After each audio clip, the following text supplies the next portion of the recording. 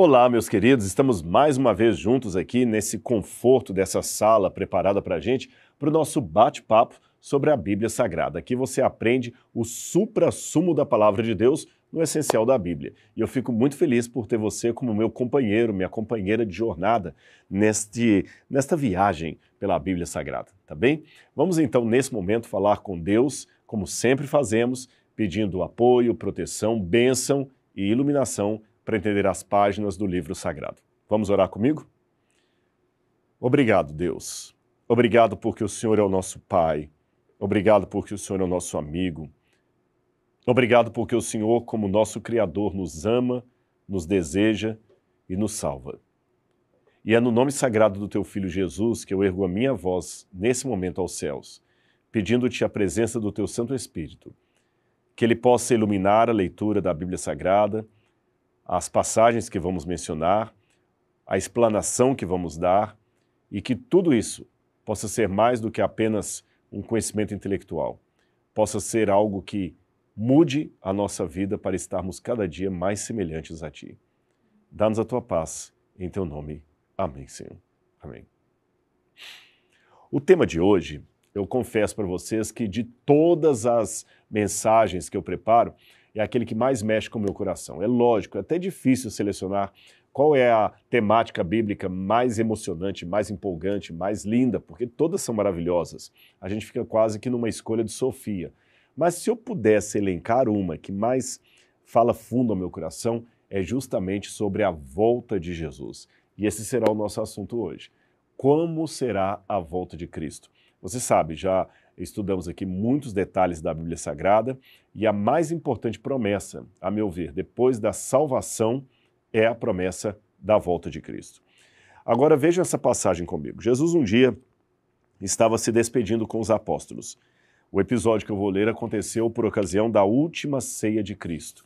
Ele já havia anunciado que alguém ali haveria de traí-lo, ele lavou o pé dos discípulos e disse que em poucos dias ele os deixaria. Na verdade, em poucas horas, corrigindo. Não em poucos dias, em poucas horas. E os apóstolos ficaram sem entender o porquê daquelas palavras. Jesus parecia triste, assim, acabrunhado, deprimido. Parece que alguma coisa não estava bem. E ele dizia ainda que ia ser entregue nas mãos dos pecadores, queria morrer, queria deixá-los. O clima era pesado no ar. E eles queriam entender o que estava acontecendo. Então Jesus, olhando bem para todos eles, eu imagino até se eu estivesse naquela sala ali, ouvindo uma voz terna de Jesus, mansa, acalmando os corações, os ânimos, Jesus disse o que está em João, capítulo 14, versículos 1 a 3. Não se turbe o coração de vocês. Creiam em Deus, creiam também em mim. Na casa de meu pai há muitos aposentos. Se não fosse assim, eu lhes teria dito, vou preparar-lhes lugar. E se eu for e lhes preparar lugar, voltarei e os levarei para mim, para que vocês estejam onde eu estiver. Lindo, não é? Poético, mas triste. Triste porque os discípulos não queriam aquela separação. Que negócio é esse que Jesus vai embora? E que conversa é essa de que ele vai voltar para a casa do Pai e vai nos deixar aqui para trás? E a volta? Que elemento é esse que ele vai e vai voltar? Para entender o contexto dessa promessa de Cristo, eu tenho que remeter um pouco à cultura do Antigo Oriente Médio, onde tudo isso aconteceu. Então preste atenção. Olha como eram os casamentos da época de Jesus. E calma, você fala, mas o que tem a ver casamento com a volta de Cristo? Você vai entender daqui a pouquinho. O casamento naquele tempo era um contrato entre famílias, mais do que um contrato de um homem com uma mulher. O jovem, a família do jovem, fazia um compromisso com a família da jovem e eles iriam unir as duas famílias. Então, o compromisso era feito assim. O pai do moço, geralmente, ou o próprio jovem, iria à casa do pai da noiva. E o pai da noiva estipularia um dote para que ele pudesse casar com a sua filha. O dote era dado, olha, eu quero tantas moedas de prata para você casar com minha filha. E eu sei que na nossa cultura ocidental, esse lance de dar dote para casar com alguém parece até algo assim, de demérito, parece que você está precificando um ser humano, você está comprando uma vida, mas não é assim. Aliás, no Egito, eu me lembro de conversar com uma menina lá da universidade e ela não entendia, não entrava na cabeça dela como é que aqui no Ocidente as moças têm coragem de se casar com rapazes que não pagaram nenhum centavo para se casar com elas. É porque na mentalidade do Oriente Médio, a filha é uma joia preciosa que o rapaz está tirando de casa. Então você sabe, para você tirar uma joia preciosa de um lugar, você só tem duas formas. Ou pagando pela joia ou roubando-a. E o roubo é imoral, ninguém quer saber disso. Então você está pagando. E se você estudar as relações comerciais, você vai ver que o pagamento por um bem de valor é também uma indenização, uma compensação indenizatória que você dá ao antigo proprietário por você estar privando-o daquilo que é tão valioso. Então está lá a joia na joalheria, aquele diamante bonito, caro, lapidado. Aquele senhor pagou algo para ter aquele diamante ali na sua loja. Ele paga a segurança, ele paga o imposto, ele paga o seguro, ele sofre um certo risco de ter a sua loja saqueada por causa do diamante. Então, quando vai alguém ali e compra o diamante, ele está indenizando aquele senhor da loja, porque a partir daquela compra, ele vai passar e vai ver aquela vitrine vazia. Aquela peça, aquela joia tão bonita que estava ali não estará mais. Assim eles entendiam a filha. É uma loja, uma joia que você está tirando de casa, então você tem que indenizar o pai da menina. E nesse acordo do dote, havia um tempo que era estipulado. Aí o rapaz fazia o seguinte, o noivo, o pai dizia, para casar com minha filha são tantas moedas, então ele tinha que conseguir esse dinheiro por conta própria. O jovem não pode usar dinheiro da sua herança ou do seu pai ou emprestado. Ele tem que trabalhar duro, se esforçar, dar o seu sangue para juntar o dinheiro do dote. E além disso, existe um segundo dever. Ele deve, na casa, nas propriedades do seu pai, preparar uma casa para morar com aquela moça. Até hoje é assim em alguns países do Oriente Médio. Você sabe, quando o rapaz se casa, a filha da outra família vem morar conosco. Mas se eu tenho uma filha, ela que vai morar na outra casa. Então, muitas vezes lá no Cairo, por exemplo, também na Jordânia, lá em Amman, é muito normal você ver alguns apartamentos que eles nunca estão terminados. Por quê? O pai mora embaixo, então o filho mais velho se casa, ele já constrói um andar em cima para ele morar com a família dele. Depois o outro filho vem, constrói em cima e assim por diante. Ou seja, você tem vários andares, todos da mesma família, porque ainda é uma reminiscência atual dessa antiga cultura, onde o jovem prepara uma casa para sua futura esposa na casa do pai. Havia também naquela época uma ideia de proteção de famílias que vivem como nômades, onde você tinha várias casas dividindo o mesmo quintal, porque assim todos se protegiam. Ou seja, vários aposentos num mesmo complexo residencial.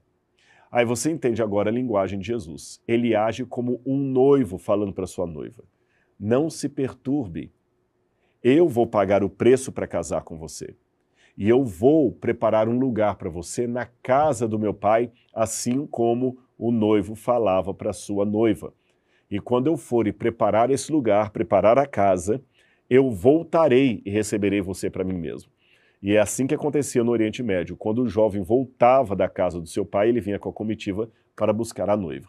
E assim Jesus ilustra, então, a volta dele com um pacto matrimonial. Isso é muito bonito, não é?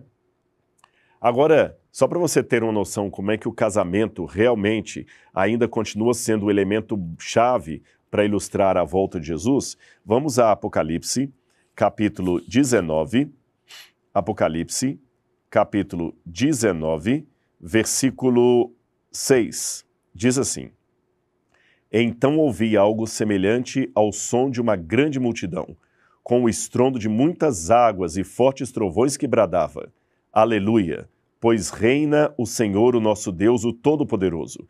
Regozijemo-nos e vamos alegrar-nos e dar-lhe glória, pois chegou a hora do casamento do Cordeiro, e a sua noiva já se aprontou. Para vestir-se, foi-lhe dado linho fino, brilhante e puro. Ou seja, o povo de Deus, a igreja de Deus, é assemelhada no Apocalipse a uma noiva que está se aprontando para o seu noivo, no caso, Jesus. É esse o tom da linguagem de despedida que o mestre teve naquela noite. Agora, é lógico, você já deve saber essa altura do campeonato, que a data da volta de Jesus ninguém conhece. Isso está em Mateus capítulo 24, versículo 36. Nós sabemos que ele voltará, há uma promessa, mas quando? Ninguém sabe. Olha o que diz aqui a Bíblia, Mateus capítulo 24, versículo 36. Quanto ao dia e à hora, ninguém sabe, nem os anjos do céu, nem o Filho, senão somente o Pai. Então nós não sabemos quando Jesus voltará. Mas se ele prometeu, ele virá, ele não mente. E de que modo ele virá? Isso é uma coisa importante. Porque muitas pessoas já disseram, eu já ouvi isso por aí, se Jesus vier, eles vão crucificá-lo de novo. Não, dessa vez ele não virá mais como um bebezinho, nascendo para crescer, para ser morto. Ele virá com poder e grande glória. Aqui no próprio capítulo 24 de Mateus, agora no verso 30, nós temos o indicativo de como será a volta de Jesus. Diz assim: então aparecerá no céu o sinal do Filho do Homem. E todas as nações da terra se lamentarão e verão o Filho do Homem vindo nas nuvens com poder e grande glória. E ele enviará os seus anjos com um grande som de trombeta. E estes reunirão os seus eleitos dos quatro ventos, de uma a outra extremidade do céu. Nós não sabemos como num planeta esférico o mesmo objeto, à volta de Jesus, será visto em todo o mundo ao mesmo tempo. Há algumas especulações, alguns pensam que talvez Jesus vai estar aqui e num prazo de 24 horas, todo mundo que rodar aqui na Terra vai conseguir ver, assim como o Sol. Ele é visto por todo o mundo num prazo de 24 horas, de modo que a volta de Jesus será no mesmo dia para todos, mas não na mesma hora. Outros pensam que, como o Apocalipse fala que os rios deixaram de correr, as ilhas e montanhas serão removidas dos seus lugares quando Jesus voltar, então pensam que a Terra entrará numa convulsão tal que, quem sabe, os continentes vão se unir para que de um mesmo ponto do planeta todos possam ver Jesus voltando. De qualquer maneira, essas sugestões, eu tenho que admitir, são apenas especulativas. Nós não temos na Bíblia os detalhes como se dará a universalidade desse evento. Eu só sei que Jesus prometeu que vai voltar e que todo olho o verá. E qual seria o objetivo da volta de Jesus? Vamos ler mais uma passagem de Mateus, Mateus capítulo 16, versículo 27. Mateus capítulo 16, versículo 27. Eu vou ler aqui para vocês, Mateus 16, verso 27. Pois o Filho do Homem virá na glória de seu Pai com os seus anjos, então recompensará a cada um de acordo com o que tenha feito. Percebeu? Ou seja, a volta de Jesus será um divisor d'águas. Eu poderia até dizer de maneira paradoxal, olha, eu tenho uma boa e uma má notícia para dar para você. A boa notícia é que Jesus em breve voltará. E a má notícia é que Jesus em breve voltará. A definição se isso será algo bom ou ruim depende de como está o seu estado espiritual e a sua preparação para esse dia. Falando nisso, uma pergunta. Aos que rejeitaram Jesus e não se prepararam para a vida eterna, o que acontecerá? Vamos ficar com Mateus 25, 41, para você ver o que a Bíblia diz a esse respeito. Mateus 25, verso 41. Então ele dirá aos que estiverem à sua esquerda: malditos, apartem-se de mim para o fogo eterno, preparado para o diabo e seus anjos. Esta passagem aqui é interessante porque ela mostra um momento em que os ímpios, até de maneira audaciosa, questionam a Jesus. Senhor, quando é que eu faltei em alguma coisa contigo? Quando a gente vai para Apocalipse, me chama a atenção que no livro do Apocalipse, no capítulo 6, quando também fala da volta de Jesus, mostra uma outra reação dos perdidos. Diz assim, olha, Apocalipse capítulo 6, versículo 15. Então os reis da terra, os príncipes, os generais, os ricos, os poderosos, todos os escravos e livres. Esconderam-se em cavernas e entre as rochas das montanhas. Eles gritavam às montanhas e às rochas: caiam sobre nós e escondam-nos da face daquele que está sentado no trono da ira do Cordeiro, pois chegou o dia da ira deles, e quem poderá suportar? Aqui você vê uma reação dos ímpios, onde eles, desesperados ao verem a volta de Jesus, reconhecendo que estão perdidos, imploram a morte. Agora, quando já vamos para Mateus capítulo 25, nós vemos outra situação, aquelas pessoas falando: Senhor, quando é que eu faltei ao Senhor alguma coisa? Ou seja, eles questionam, até o momento em que Jesus diz que alguns chegarão na volta dele e dirão: Senhor, em teu nome eu expulsei demônios, eu fiz curas, e ele dirá: apartem-se de mim que eu não conheço vocês. Ou seja, a reação das pessoas à volta de Jesus não será uniforme, mesmo entre os perdidos. Alguns reconhecerão de cara que estão perdidos, outros ainda vão ter assim uma arrogância, uma audácia. Agora, já que eu falei dos ímpios, e o que eu posso falar daqueles que se preparam para a vinda de Jesus? Agora, o bom exemplo, aqueles que anseiam, que almejam a volta de Jesus. 1 Tessalonicenses, capítulo 4, versículos 16 e 17. 1 Tessalonicenses, capítulo 4, versículos 16 e 17. Está aqui na minha Bíblia, já abri. Prestem atenção. Pois dada a ordem, com a voz do arcanjo, o ressoar da trombeta de Deus, o próprio Senhor descerá do céu, e os mortos em Cristo ressuscitarão primeiro. Depois nós, os que estivermos vivos, seremos arrebatados com eles nas nuvens, para o encontro com o Senhor nos ares.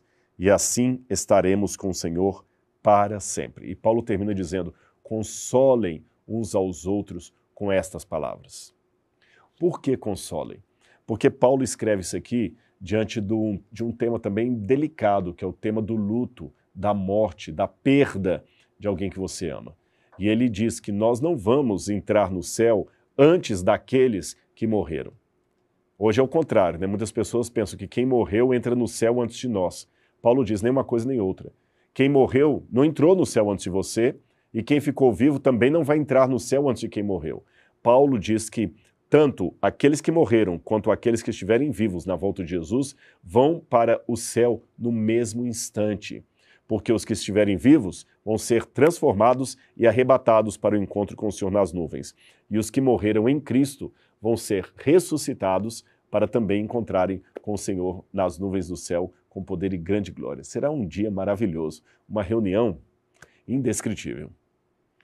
Agora, e qual será a reação dos salvos ao verem Jesus nas nuvens do céu? Vamos ler Isaías capítulo 25, versículo 9. Agora eu vou ler um texto do Antigo Testamento. Já li muitos do Novo, a maior parte de Mateus. Agora vamos a Isaías capítulo 25, versículo 9. Aqui diz o texto: naquele dia dirão, olha que lindo, este é o nosso Deus, nós confiamos nele e ele nos salvou. Este é o Senhor, nós confiamos nele, exultemos e alegremos, porque ele nos salvou. Imagine comigo por um instante. Leve a sua mente agora até um futuro, espero não muito distante, em que nós veremos o céu agitado pela volta de Jesus. Quem sabe tudo começará com uma terra que estará em transtorno, o anticristo estará dominando o planeta Terra, de acordo com o Apocalipse, os salvos em Cristo Jesus, o povo eleito de Deus estará sendo perseguido, banido das cidades, preso, caluniado, com risco de morte. Os ímpios estarão dominando a terra, o diabo estará solto, dominando as nações, e de repente, aquela nuvenzinha branca, diferente das outras, começa a aparecer no céu. E ela vai aumentando, aumentando de tamanho, e as pessoas começam a perceber na superfície da terra que aquela nuvem tem algo de estranho, diferente, sobrenatural. Ela aumenta, amplia, até que um túnel é feito. O céu, diz o Apocalipse, se enrolará como um pergaminho que se enrola. Embora nós não saibamos detalhes de como se dará isto, parece que de alguma forma será aberto no céu uma espécie de portal tridimensional, onde o céu e a terra vão se ligar. Imagine qual não será a expectativa dos santos que reconhecerem naqueles eventos ali o sinal que Jesus está voltando. Imagine comigo um pouco o primeiro anjo passando no céu com poder e grande glória, e esse anjo com uma trombeta na boca, soando que o último dia chegou da história terrestre, que o Rei dos Reis está vindo, que o Senhor dos Senhores retornou para buscar o seu povo. E outro anjo, e mais outro, e o céu se enche com miríades e miríades de anjos.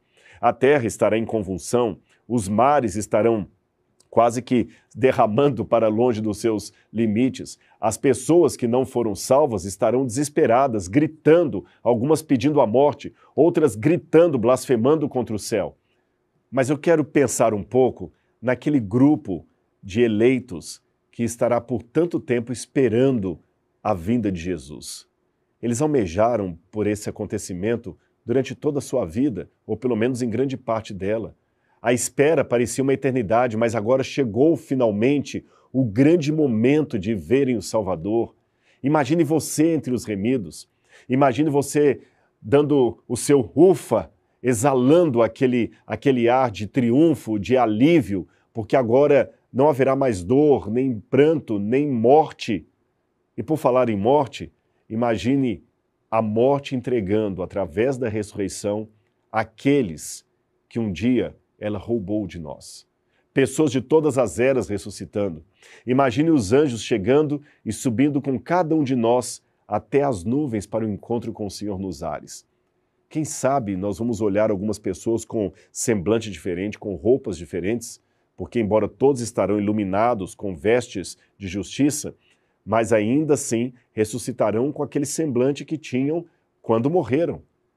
Mais jovial, é claro, mais glorioso, mas uma criança ressuscitará criança, um adulto ressuscitará adulto, um adolescente de 13 anos ressuscitará como um adolescente de 13 anos, e um homem que morreu aos 70 vai ressuscitar aos 70, e um bebezinho, quem sabe que morreu ainda com meses de idade, será trazido pelo anjo e entregue à sua própria mãe.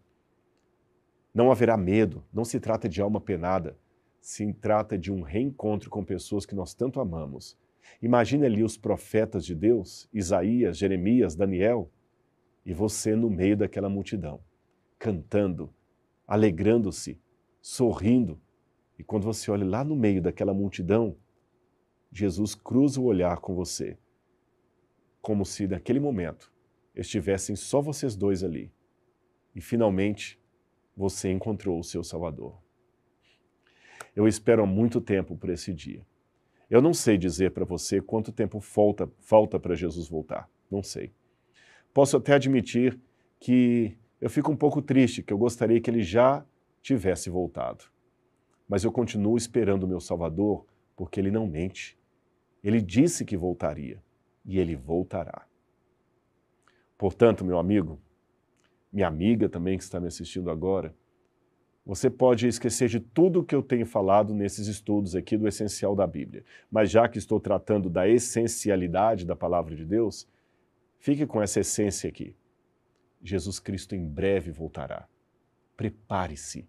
Prepare-se para esse dia. Será o maior acontecimento da história. E permita-me sonhar um pouco. Eu gostaria de, naquele dia, em meio à multidão, ser apresentado pelo anjo a você. E ele dizer, olha, esse aqui é o Antônio, o Roberto, essa aqui é a Marta, é a Helena, é a Maria, é a Joana, é a Denise. Essa aqui são as pessoas que fizeram parte daquele estudo que você deu na Bíblia Comentada. E nós vamos poder nos abraçar e, finalmente, não precisarei dar nenhum curso bíblico mais pela internet. Eu nunca mais precisarei ser um professor de Bíblia, porque todos nós nos assentaremos para ouvir pessoalmente o Mestre dos Mestres, o Senhor dos Senhores. Eu sonho com aquele dia e eu quero lhe encontrar lá, diante do Salvador. Portanto, que a graça e a paz de Jesus estejam com você. Prepare-se, porque ele em breve voltará e nesse dia ele quer chamar você graciosamente de meu filho. Venha para as mansões celestiais. Que Deus abençoe você. Até o nosso próximo estudo. Tchau, tchau.